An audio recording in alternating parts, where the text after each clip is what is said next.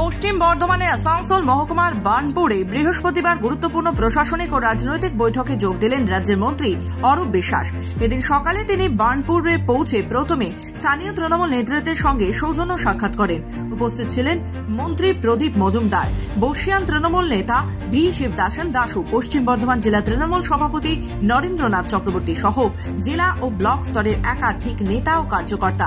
মন্ত্রী অরূপ বিশ্বাস এদিন এসআইআর প্রকল্পের কাজ কতটা অগ্রগতি হয়েছে ও মাঠ পর্যায়ে তার বাস্তবায়ন কেমন হচ্ছে তা খতিয়ে দেখতে বিভিন্ন দপ্তরের আধিকারিক এবং নেতৃত্বের সঙ্গে বিস্তারিত আলোচনা করেন। তিনি প্রকল্পের মানোন্নয়ন, গতি বাড়ানো এবং সাধারণ মানুষের কাছে পরিষেবা পৌঁছে দেওয়া এই তিনটি বিষয়কে সর্বাধিক গুরুত্ব দেওয়ার নির্দেশ দেন। স্থানীয় তৃণমূল নেতৃত্ব এলাকার বিভিন্ন সমস্যা, উন্নয়নমূলক কাজ এবং চলমান প্রকল্পের পরিস্থিতি সম্পর্কে মন্ত্রীকে অবহিত করেন। বার্নপুরে মন্ত্রীর আগমনকে কেন্দ্র করে রাজনৈতিকভাবে উৎসাহের পরিবেশ সৃষ্টি হয়।